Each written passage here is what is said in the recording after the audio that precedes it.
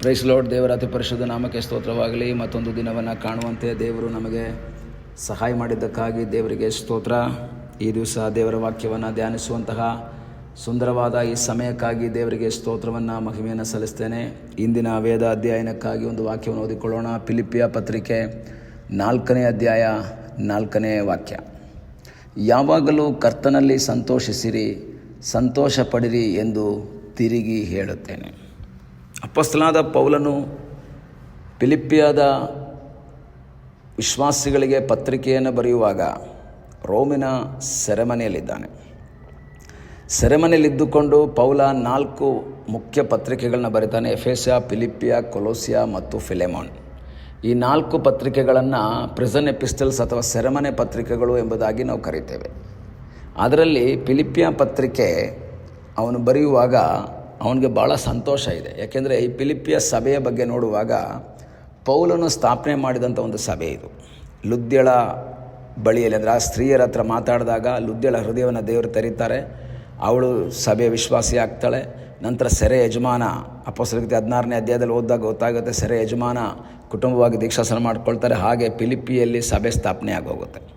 ಆ ಸಭೆ ಪೌಲನ ಮೇಲೆ ಬಹಳ ಕಾಳಜಿ ಇದ್ದಂಥ ಸಭೆ. ಪೌಲನಿಗೆ ಉದಾರ ಮನಸ್ಸಿನಿಂದ ಸಹಾಯ ಮಾಡ್ತಾ ಇದ್ದಂಥ ಸಭೆ. ಆರ್ಥಿಕವಾಗಿ ಬೆನ್ನೆಲುಬಾಗಿ ನಿಂತವರು ಫಿಲಿಪ್ಪಿಯ ಸಭೆಯವರು. ಆದರೆ ಈಗ ಪೌಲನು ಸೆರೆಮನೆಯಲ್ಲಿದ್ದಾನೆ ಎಂಬುದನ್ನು ಕೇಳಿ ಬಹಳ ನಿರಾಶರಾಗ್ತಾರೆ ಅವರು. ಪೌಲನು ಥೆಸಲೋನಿಕದಲ್ಲಿದ್ದಾಗ ಸಹಾಯ ಮಾಡ್ತಾರೆ, ಅವರ ಸಭೆಗೆ ಹೋದಾಗ ಸಹಾಯ ಮಾಡ್ತಾರೆ. ಅನೇಕ ಕಡೆಗಳಲ್ಲಿ ಇದ್ದಂಥ ಸಮಯದಲ್ಲಿ ಪೌಲನಿಗೆ ಆರ್ಥಿಕವಾಗಿ ಸಹಾಯ ಮಾಡಿದವರು ಫಿಲಿಪ್ಪಿಯ ಸಭೆಯವರು. ಉದಾರ ಮನಸ್ಸಿನಿಂದ, ಒತ್ತಾಯದಿಂದ ಅಲ್ಲ. ಕೊರಿಂಥ ಸಭೆಯವರು ಸಹಾಯ ಮಾಡ್ತಾಯಿದ್ರು, ಕೇಳಿದ್ರೆ ಕೊಡ್ತಾಯಿದ್ರು. ಸೇವೆಗೆ ಕೊಡಿ ಅಂತ ಹೇಳಿದ್ರೆ ಕೊಡ್ತಾಯಿದ್ರು. ಫಿಲಿಪ್ಪಿಯದವರು ಹಾಗಾಗಿರಲಿಲ್ಲ, ತಿಳಿದು ಕೊಡುವವರಾಗಿದ್ದರು. ಕೆಲವು ವ್ಯಕ್ತಿಗಳು ಹಂಗೇನೆ, ಕೇಳಿದ್ರೆ ಕೊಡ್ತಾರೆ, ಕೆಲವರು ಕೇಳಿದ್ರೂ ಕೊಡಲ್ಲ, ಕೆಲವರು ಕೇಳಿದ್ರೆ ಕೊಡ್ತಾರೆ, ಕೆಲವರು ಹಂಗಲ್ಲ, ಅವ್ರಿಗೆ ಅವಶ್ಯಕತೆ ಇದೆ ಎಂದು ತಿಳಿದು ಕೊಡ್ತಾರೆ. ಫಿಲಿಪ್ಪಿಯ ಸಭೆಯವರು ಆ ಥರ ಇದ್ದರು, ತಿಳಿದು ಕೊಡ್ತಾಯಿದ್ರು. ಪೌಲನಿಗೆ ಸೇವೆಗೆ ಅವಶ್ಯಕತೆ ಇದೆ ಅಂತ ಕೊಡ್ತಾಯಿದ್ರು. ಹಾಗೆ ಫಿಲಿಪ್ಪಿಯದವರ ಮೇಲೆ ಪೌಲನಿಗೂ ಸಹ ಒಂದು ಅತೀವವಾದಂಥ ಒಂದು ಪ್ರೀತಿ ಇತ್ತು. ಈಗ ನಾವು ನೋಡಬೇಕಾದ್ರೆ ಪೌಲನ ಕುರಿತು ಬಹಳ ಕಾಳಜಿ ಇದ್ದಂತಹ ವಿಶ್ವಾಸಿಗಳು ಈಗ ಪೌಲ ಸೆರೆಮನೆಯಲ್ಲಿರೋದ್ರಿಂದ ಬಹಳ ನಿರಾಶರಾಗಿದ್ದಾರೆ. ನಾವು 4ನೇ ಅಧ್ಯಾಯ 10ನೇ ವಾಕ್ಯದಲ್ಲಿ ಓದುವಾಗ, ನನ್ನ ವಿಷಯವಾದ ನಿಮ್ಮ ಯೋಚನೆ ಎಂಬ ಬಳ್ಳಿಯು ಇಷ್ಟು ದಿವಸಗಳಾದ ಮೇಲೆ ಪುನಃ ಚಿಗುರಿದ್ದಕ್ಕೆ ನಾನು ಸಂತೋಷ ಪಡ್ತೇನೆ. ಯೋಚನೆ ಎಂಬ ಬಳ್ಳಿ, ಪೌಲನ ಬಗ್ಗೆ ಯೋಚನೆ ಮಾಡ್ತಾ ಇದ್ದಾರೆ. ಪೌಲ ಸೆರೆಮನೆಯಲ್ಲಿದ್ದಾನೆ, ಅವನಿಗೆ ಸಹಾಯ ಮಾಡಬೇಕು. ಹಾಗೆ ಅವರೇನು ಮಾಡಿದ್ರು, ಸ್ವಲ್ಪ ಹಣವನ್ನು ಕಲೆಕ್ಟ್ ಮಾಡಿ ಎಪಫ್ರೋದಿತನ ಕೈಯಲ್ಲಿ ಕೊಟ್ಟು ಕಳಿಸ್ತಾರೆ. ಫಿಲಿಪ್ಪಿ ವಿಶ್ವಾಸಿಗಳು ಎಪಫ್ರೋದಿತನ ಕೈಯಲ್ಲಿ ಸ್ವಲ್ಪ ಹಣವನ್ನು ಕಲೆಕ್ಟ್ ಮಾಡಿ ಕೊಟ್ಟು, ಇದನ್ನು ಪೌಲನಿಗೆ ಕೊಟ್ಬಿಡು ಅಂತ ಕೊಡ್ತಾರೆ. ಎಪಫ್ರೋದಿತ ಈ ಹಣವನ್ನು ತಂದು ಪೌಲನಿಗೆ ಕೊಡ್ತಾರೆ. ಅಲ್ಲಿನ ಕ್ಷೇಮ ಸಮಾಚಾರಗಳನ್ನೆಲ್ಲ ತಿಳಿಸ್ತಾರೆ. ಫಿಲಿಪ್ಪಿಯ ವಿಶ್ವಾಸಿಗಳು ನೀವು ಸೆರೆಮನೆಯಲ್ಲಿರೋದ್ರಿಂದ ತುಂಬ ನಿರಾಶರಾಗಿದ್ದಾರೆ, ವೇದನೆಯಲ್ಲಿದ್ದಾರೆ, ದುಃಖದಲ್ಲಿದ್ದಾರೆ. ಅವ್ರು ಯೋಚನೆ ಮಾಡ್ತಾ ಇದ್ದಾರೆ, ಯಾಕಪ್ಪ ನಮ್ಮ ಪಾಸ್ಟ್ರಿಗೆ ಹಿಂಗೆ ಆಯಿತು ಅಂತೇಳಿ ಯೋಚನೆ ಮಾಡ್ತಾ ಇದ್ದಾರೆ ಅಂತೆಲ್ಲ ಇನ್ಫಾರ್ಮೇಷನ್ಸ್ ಕೊಡ್ತಾನೆ. ಆಗ ಪೌಲ ಫಿಲಿಪ್ಪಿಯದವರಿಗೆ ಬರೀತಾನೆ, ನೀವು ಕೊಟ್ಟಂಥ ಹಣಕ್ಕೆ ಥ್ಯಾಂಕ್ಸ್ ಹೇಳಿ, ಕೃತಜ್ಞತೆಯ ಒಂದು ಥ್ಯಾಂಕ್ಸ್ ಗಿವಿಂಗ್ ಲೆಟರ್. ಅದ್ರ ಜೊತೆಯಲ್ಲಿ ನೀವು ನನ್ನ ಬಗ್ಗೆ ಟೆನ್ಷನ್ ಮಾಡ್ಕೋಬೇಡಿ, ನನ್ನ ಬಗ್ಗೆ ಯೋಚನೆ ಮಾಡಬೇಡಿ, ನಾನು ಇಲ್ಲಿ ಹ್ಯಾಪಿಯಾಗಿದ್ದೀನಿ.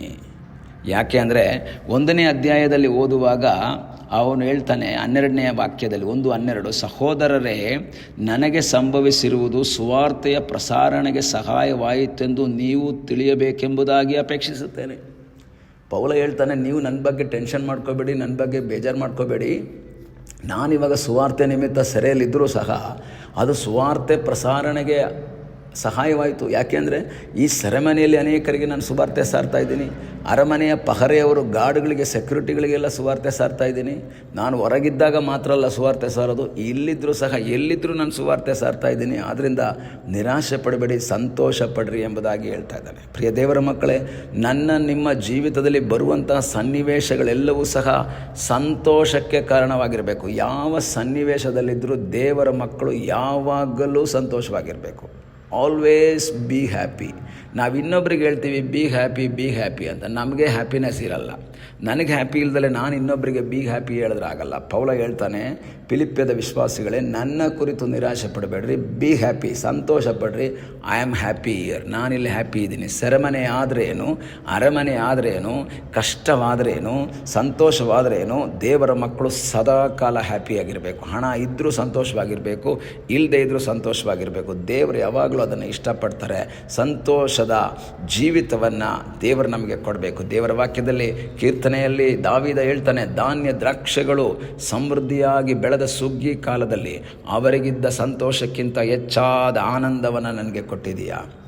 ಧಾನ್ಯ ದ್ರಾಕ್ಷೆಗಳು ಬಂದಾಗ ಮಾತ್ರ ಅಲ್ಲ ಸಂತೋಷ, ಇನ್ಕ್ರಿಮೆಂಟ್ ಬಂದಾಗ ಮಾತ್ರ ಅಲ್ಲ ಸಂತೋಷ, ಸಂಬಳ ಹೆಚ್ಚಾದಾಗ ಮಾತ್ರ ಅಲ್ಲ ಸಂತೋಷ, ಕಷ್ಟದ ನಡುವೆ, ಕೊರತೆಯ ನಡುವೆ, ಕಣ್ಣೀರಿನ ನಡುವೆ ದೇವರಲ್ಲಿ ಸಂತೋಷ ಪಡಬೇಕು. ಅದನ್ನೇ ಪೌಲ ಹೇಳ್ತಾನೆ, ಯಾವಾಗಲೂ ಕರ್ತನಲ್ಲಿ ಸಂತೋಷಿಸಿರಿ, rejoice in the Lord always. ಈ ಲೋಕದ ಪ್ರಕಾರ ನಮಗೆ ಸಂತೋಷ ಇಲ್ಲ, ಕರ್ತನಲ್ಲಿ ನಾವು ಸಂತೋಷ ಪಡಬೇಕು. ಕಾರಣ ಇಂದಿನ ವೇದನೆಯನ್ನು ಬದಲಾಯಿಸುವಂಥ ದೇವರಿದ್ದಾನೆ, ಇಂದಿನ ಇಕ್ಕಟ್ಟನ್ನು ಬದಲಾಯಿಸುವಂಥ ದೇವರಿದ್ದಾನೆ, ಇಂದಿನ ನಿರಾಶೆಯನ್ನು ಬದಲಾಯಿಸುವಂತಹ ಒಬ್ಬ ದೇವರಿದ್ದಾನೆ. ನಂಬಿಕೆಯಿಂದ ಆತನ ಮುಖವನ್ನು ನೋಡುವಾಗ ನಮ್ಮ ಜೀವಿತದ ಇಂದಿನ ದುಃಖವನ್ನು ಸಂತೋಷವಾಗಿ ಮಾರ್ಪಡಿಸುವಂಥ ಒಬ್ಬ ದೇವರು. ಹಾಡುಗಾರ ಹೇಳ್ತಾನೆ, ನಿಮ್ಮ ದುಃಖ ಸಂತೋಷವಾಗಿ ಮಾರ್ಪಡುವುದು. ನಂಬಿಕೆಯಿಂದ ಪ್ರಾರ್ಥಿಸೋಣ, ಕಣ್ಣುಗಳನ್ನ ಮುಚ್ಚೋಣ.